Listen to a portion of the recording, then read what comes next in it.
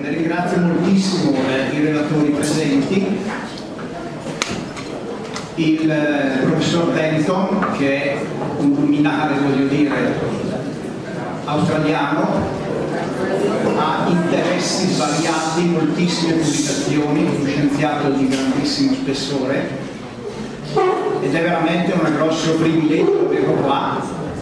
Spero che sarete in grado di apprezzarne la qualità e anche di rispettare il grosso favore che ci fa venendo qua. Non è per tutti, non è così semplice, per favore, non è così semplice avere personaggi di questo profilo. Ve ne renderete conto, ovviamente è di lingua inglese, quindi abbiamo un traduttore che ringrazio. È presente anche il dottor Costano, che è presidente del CID, cioè il Centro Italiano per il Disegno Intelligente. Vi spiegherà lui di che si tratta, ma sostanzialmente i relatori vi presenteranno una visione assolutamente nuova del concetto di evoluzionismo. Io spero sappiate cogliere, intanto vabbè, credo sia superfluo raccomandarvi la massima attenzione, il massimo silenzio e il rispetto, voglio dire, per chi, ripeto, ci offre un'opportunità assolutamente straordinaria. Forse non avete chiarissimo, ma non è così semplice avere questi personaggi. Ma spero anche di più, non solo il rispetto e il dovere, voglio dire, scolastico, ma spero che possiate maturare un interesse e capire lo spessore della proposta, perché è assolutamente rivoluzionaria e cambia la visione di molte cose rispetto al concetto dell'evoluzionismo con cui siamo cresciuti tutti, insomma. Il dottor Cossano comunque vi spiegherà meglio. Ringrazio in particolare anche il professor Catalano, che si è reso protagonista dell'organizzazione di questo incontro, che fa parte a sua volta, è membro del CID e che terrà a sua volta una relazione. Abbiamo la fortuna di averlo tra i nostri docenti e ovviamente questo ci consente grosse opportunità che altrimenti sarebbe impossibile avere qua. Vi raccomando, ascoltate con attenzione, cercate di cogliere anche il senso profondo del messaggio, che non è solo una semplice teoria scientifica, una delle tante, ma se colto nella sua profondità mette in discussione tutta una visione, vorrei dire, dell'esistenza, e quindi è una cosa che tocca tutti, ecco, non è per specialisti. Bene, grazie. Allora passo la parola al dottor Cossano. Ti ringrazio. Bene, allora, si vede tutto? Sì, direi che possiamo iniziare. Ok, allora, abbiamo deciso di utilizzare questa stupenda immagine, no? Nell'interno di questa conchiglia, e capirete perché. Questa è un'immagine tratta da un libro scritto dal professor Denton.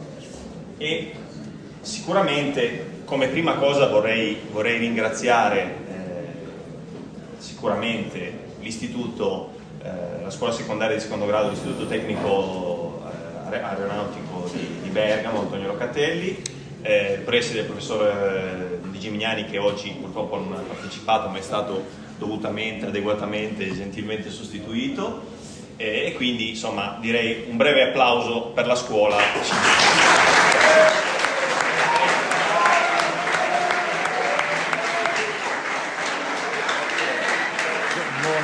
Southern Baptist Church now.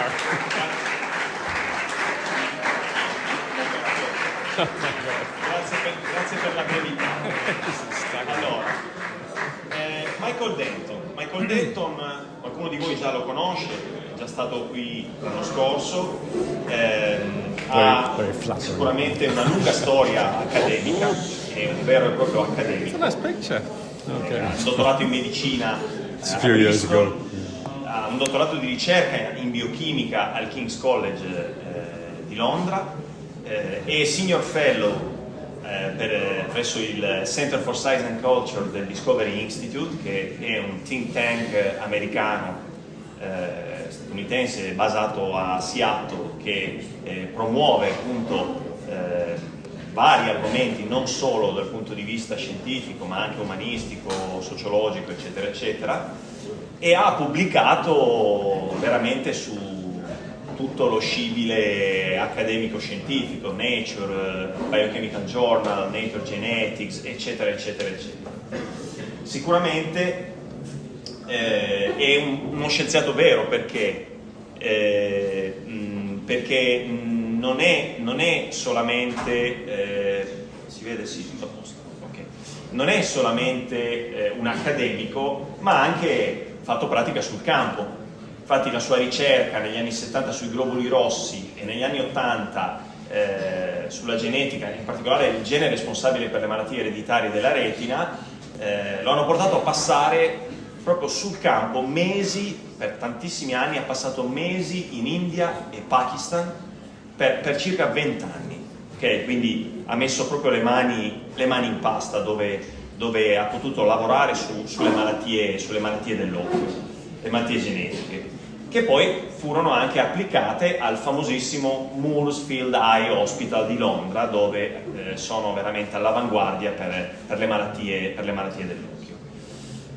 Ecco qui, questa immagine qua che vedete sulla destra è l'immagine di un libro molto famoso nel settore, magari per alcuni di voi è la prima volta che lo vedete, ma questo è stato il primo libro scritto da Michael Denton sull'argomento nell'86, Evolutionary Theory in Crisis, un libro che è stato acclamato dalla critica, è stato molto apprezzato, e non stiamo parlando solo di una critica magari controversa contro l'evoluzionismo, ma a tutti i livelli.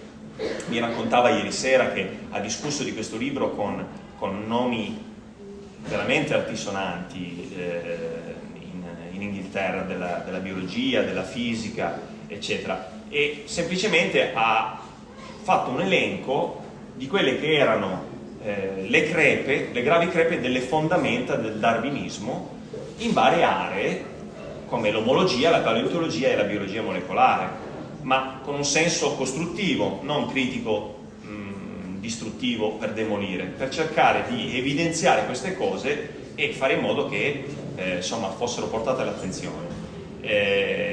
Questo libro ha contribuito a ispirare i fondatori della moderna teoria dell'intelligent design. Poi, 30 anni dopo, è uscito Evolution Still a Theory in Crisis, il suo secondo libro sull'argomento, che nonostante fossero passati 30 anni non ha fatto altro che confermare quelle che erano le sue tesi, quindi evidentemente non erano così tanto sbagliate, e queste crepe sono rimaste più profonde che mai, si sono acuite, e ha però aggiunto una nuova argomentazione, sicuramente provocatoria, ma una nuova argomentazione interessante. Cosa faremo nella conferenza di oggi? Per la prima volta in Italia e in esclusiva assoluta, guardate che nessuno in Italia ha mai ospitato Michael Denton, nonostante in ogni parte del mondo sia stato fatto. Michael arriva da Varsavia e prima era a Filadelfia, quindi non ha più 20 anni, eppure gira il mondo per le conferenze, ma in Italia è sicuramente la prima volta, la seconda qui all'istituto, ma la prima volta in cui espone queste argomentazioni, e le potremo sentire direttamente da lui, quindi non ci sono io che le espongo o qualcun altro, ma direttamente chi le ha ideate, pensate e divulgate. Tra l'altro saranno aggiornate e ci sarà la possibilità per voi di intervenire e di fare delle domande. Che dire, prima di concludere, Denton è uno scienziato che predica nel deserto, come questa bellissima litografia, questa bellissima incisione che illustra proprio Giovanni Battista che predica nel deserto? Beh, forse no, lo lascio a voi stabilire, però se concludiamo con quanto Massimo Piattelli Palmarini ha dichiarato, famosissimo biofisico e scienziato cognitivo, tra l'altro ateo, insieme a Jerry Fodor, un filosofo del linguaggio e cognitivista, anche lui ateo, hanno scritto il libro recentemente, Gli errori di Darwin, nel quale appunto sostengono che la selezione naturale, che è il principio, diciamo, base che sostiene insieme alle mutazioni casuali i due pilastri del darwinismo, non solo non è verificabile, dicono Palmarini e Fodor, anzi, con ogni probabilità è sbagliato. E guardate come, nel libro che vi dicevo, espongono questo concetto. Ve lo leggerò. Più di un nostro collega ci ha detto che anche se Darwin aveva sostanzialmente torto nell'affermare che la selezione naturale è il meccanismo dell'evoluzione, tuttavia non dovremmo dirlo. Non in pubblico comunque. Farlo significa, anche se inavvertitamente, allearsi con le forze dell'oscurità, il cui obiettivo è screditare la scienza. Beh, non siamo d'accordo. Pensiamo che il modo per mettere a disagio le forze dell'oscurità sia seguire le argomentazioni ovunque possano portare, diffondendo il più possibile la luce. Ciò che rende oscure le forze dell'oscurità è che non sono disposte a farlo, cioè a fare luce. Ciò che rende scientifica la scienza è che lo è.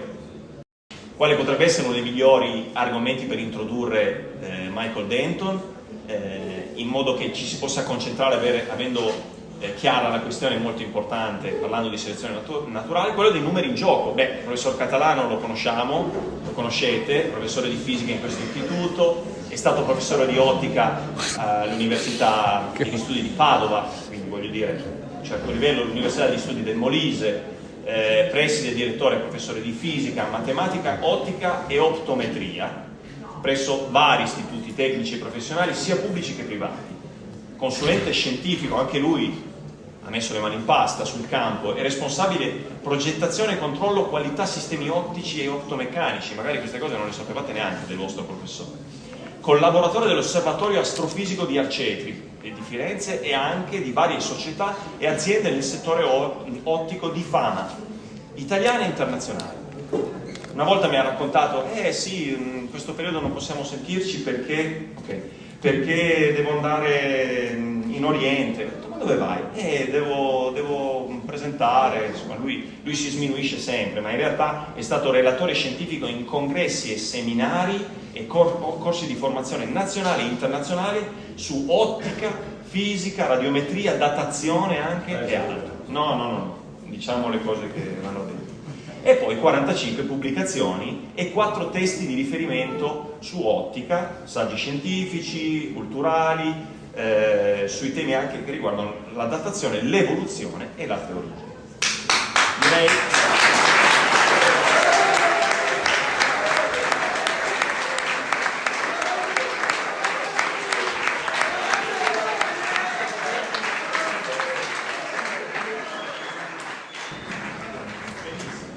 Comincerò per farvi vedere 3 filmati che corrispondono ad altrettanti eventi, al termine dei quali vi farò una domanda.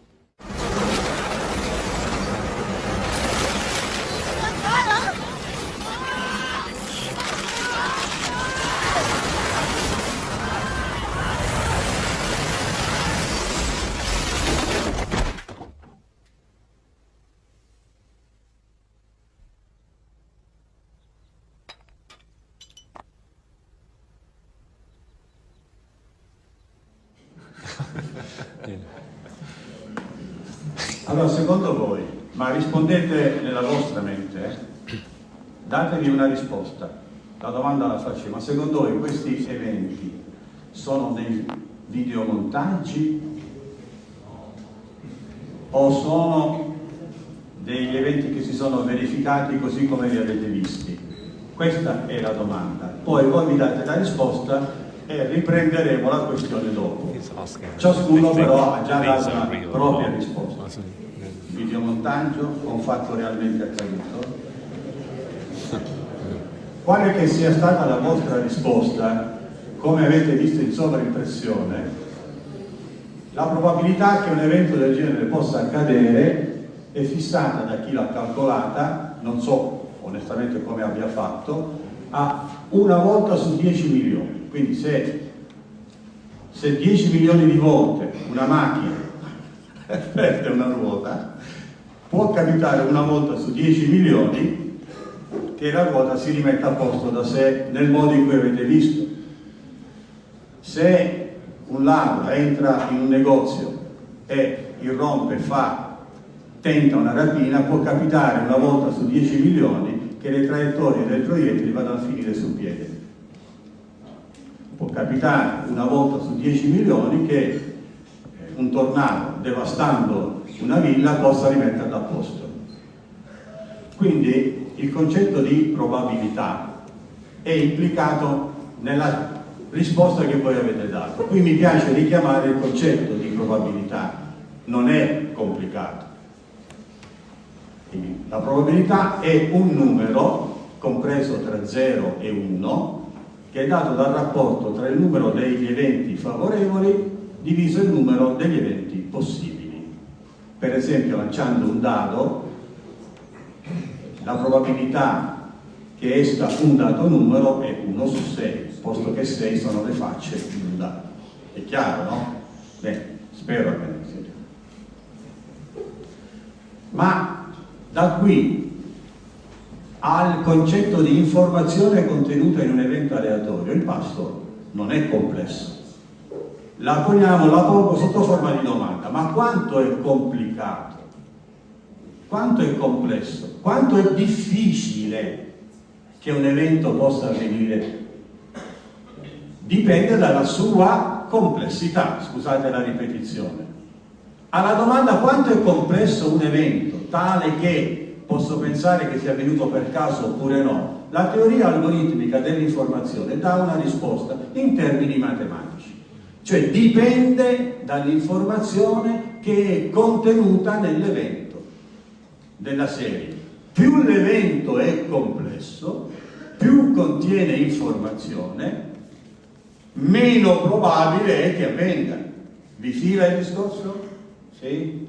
Allora, tutto questo però nel linguaggio della teoria dell'informazione viene reso con un algoritmo che alcuni di voi hanno già imparato, chi in seconda, chi in quarta, e cioè l'informazione la cui unità di misura è il bit, è definita come meno logaritmo in base 2 della probabilità. Non starò qui a ripetere che cos'è il logaritmo. Per chi non ha dimestichezza, per i nostri ospiti, dirò: c'è un procedimento matematico che permette di calcolare qual è la complessità di questo evento, dove P, naturalmente, P è la probabilità. Siccome la probabilità è un numero compreso tra 0 e 1, quindi è minore di 1, il logaritmo è negativo. I logaritmi dei numeri minori di 1 sono negativi. Il meno davanti rende la quantità positiva. A titolo di esempio, per i filmati che avete visto in precedenza, la probabilità stimata era una volta su 10 milioni. Calcolando meno logaritmo in base 2 di una volta su 10 milioni si ottiene un'informazione di 23,25 bit. Tale è, va bene? Mentre per il lancio del dado sarà meno logaritmo in base 2 di 1 diviso 6, che dà 2,58 bit. Quindi c'è uno strumento matematico per indicare, per decidere quanto è complesso un evento. Non vi necessita sapere di più. La certezza matematica allora è la situazione in cui l'evento è talmente certo che il numero dei casi favorevoli è uguale al numero dei casi contrari, è possibile, il rapporto è 1. La certezza matematica, il cosiddetto 100%, è quando si verifica questa situazione. Tipo, un dato che ha tutte le facce uguali non può che dare sempre lo stesso numero.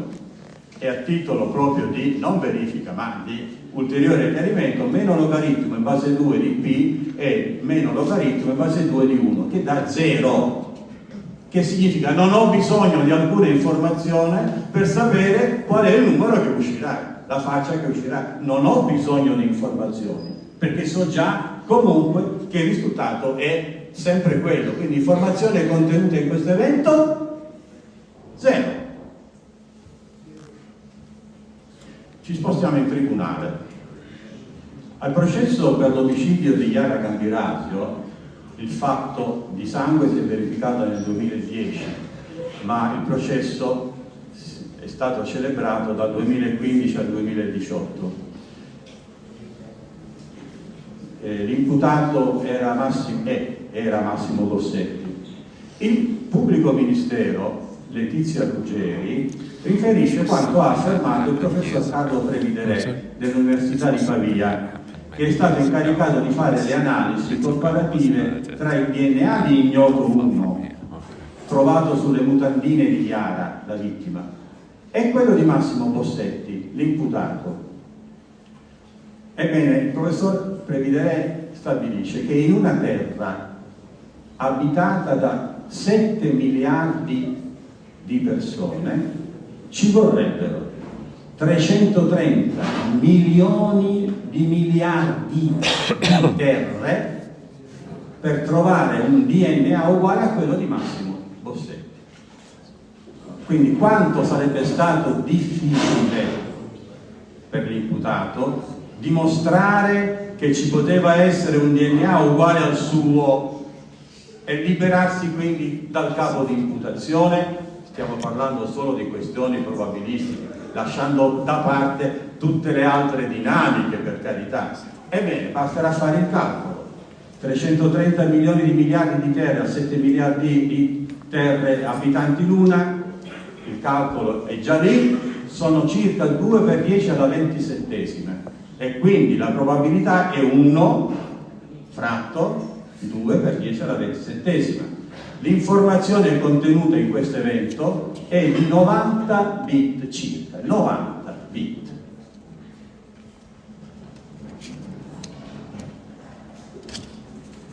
Ma allora la domanda è più che legittima. Prof, ma il caso può generare complessità? Assolutamente sì, ma certo. È proprio per questo che centinaia di migliaia di italiani ogni settimana giocano al Superenalotto, perché sanno che il caso può generare complessità, altro che se può generarla. E tanto per parlare di Superenalotto, la probabilità di azzeccare i 6 numeri vincenti è solo una su 622.614.630 possibilità. Eppure ci giocano, è come se ci giocano. E la complessità legata a questo evento, sempre con il solito criterio, è, stringo, di 29,2 bit. È tanto? È poco? Aspettiamo, mettiamo in stand-by la risposta. Allora la madre di tutte le domande è: ma esiste un limite superato il quale la complessità di un dato evento non può più essere generata dal caso? Esiste o non esiste? Qui non entriamo nel campo della matematica, entriamo nelle risposte che ciascuno dà da sé a sé. Deve esistere o no? Vi ricordate, vero, come avete risposto al primo quesito? Ve lo ricordate? I 3 filmati? Adesso, solo per coerenza, andiamo avanti e seguite il vostro filo logico. Émile Borel, francese, che è uno dei padri fondatori della teoria della probabilità, ha detto che sì, secondo lui questo limite ci doveva essere e lo ha fissato al valore 1 su 10 alla 50, che nell'algoritmo corrisponde ad una informazione di 166 bit, che tradotto in termini poveri significa: se un evento contiene in sé una quantità di informazione o è talmente complesso da contenere un'informazione superiore a 166 bit, allora non può essere generato dal caso. Ma ragazzi e signori, l'ha detto lui. Lui ha fissato convenzionalmente, non è il risultato di un procedimento matematico. L'ha fissato lui, potete anche non essere d'accordo. Lì c'è la bibliografia. Mentre in anni più recenti William Dembski, uno dei padri fondatori dell'intelligence design, in anni più recenti è stato molto più generoso in quanto a ciò che il caso può generare, e lo ha elevato a 1 fratto 10 alla 150, che corrisponde a circa 500 bit di informazione. Quindi l'affermazione viene riformulata così, secondo Dembski: se un evento contiene in sé una quantità di informazione superiore a 500 bit, questo evento non può essere generato dal caso.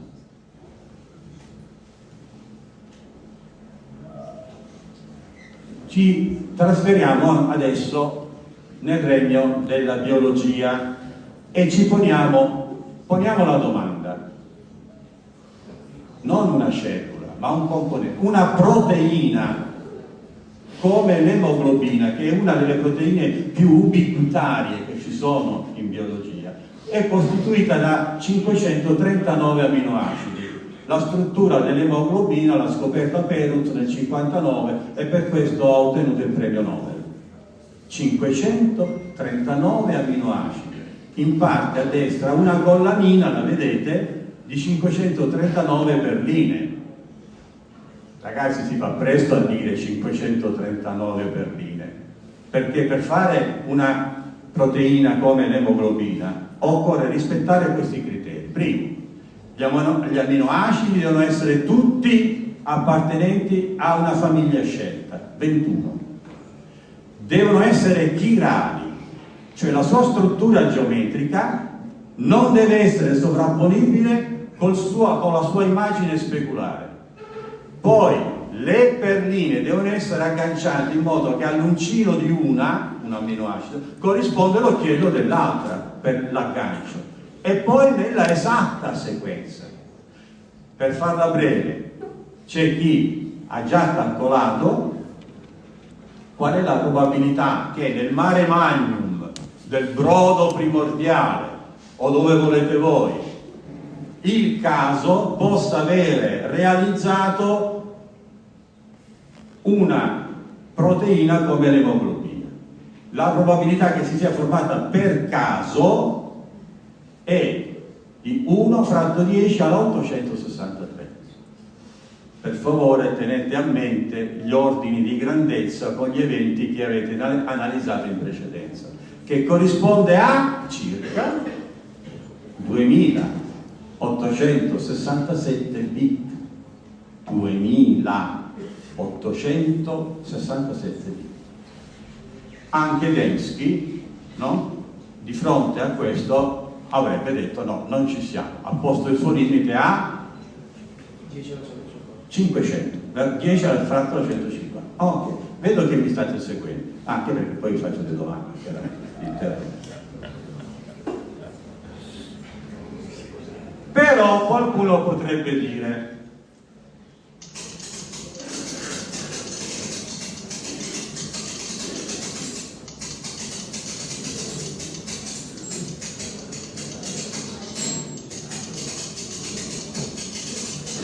ma prof, lei deve fare i conti con il teorema sempre dovuto a Borel, o Borel, il teorema della scimmia instancabile, il quale afferma che una scimmia che prema a caso i tasti di una tastiera per un tempo infinitamente lungo certamente riuscirà a comporre qualsiasi testo prefissato. Sotto c'è il procedimento matematico, non è un'idea di Borel questa. P è la probabilità che l'evento non si verifichi. Questa probabilità calcolata con quel limite vale 0. Quindi se la probabilità che l'evento non si verifichi è 0, vuol dire che l'evento si verificherà certamente. Quindi lei la può raccontare come vuole, una scimmia a caso, battendo i tasti, può comporre la Divina Commedia. In Francia sarà un testo di Victor Hugo e in Inghilterra si sono buttati su William Shakespeare. Comunque, la Divina Commedia, per la cronaca, contiene 408.476 lettere. Non l'ho trovato su internet, non è che le ho contate. I tasti di una tastiera vecchio stile sono 46, n è il numero delle battute.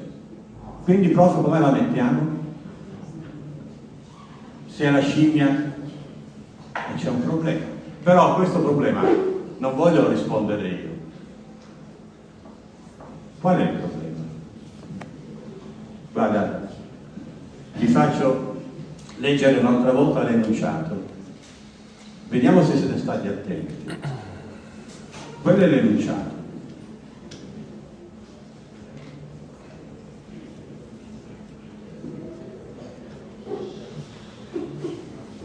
Qual è il problema? Sì? Bravissimo, cioè? Possiamo fare un applauso per questo ragazzo?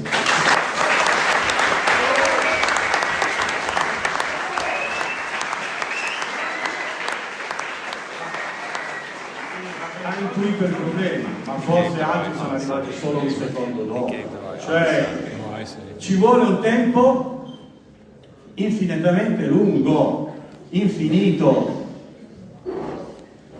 Ma la Terra, ragazzi, lo sapete benissimo, non esiste da un tempo infinito. Quindi se trasferite lo stesso problema alla struttura della proteina o quello che volete voi, una struttura biologica che si è formata sulla Terra, il teorema della scimmia instancabile non funziona perché richiede un tempo infinito e l'età della Terra non è infinita. È stimato intorno a 4,5 miliardi, che sono bruscolini rispetto all'infinito. È chiaro il concetto? Quindi, riassumendo, sto finendo. Se ritenete voi, ciascuno di voi, che non debba esistere questo limite universale di probabilità, allora potete concludere lecitamente che tutta l'informazione contenuta nell'universo è stata generata dal caso. Avete dichiarato l'onnipotenza del caso. Se invece ritenete che ci debba essere un limite universale di probabilità, allora potete concludere lecitamente che al di sotto di questo limite, allora la complessità può essere generata dal caso, al di sotto di questo limite, quale che sia quello che voi pensate di fissare, e che al di sopra di questo limite ci sono eventi la cui complessità non può essere generata dal caso. E quindi da chi? Se non dal caso, da chi? Da che cosa?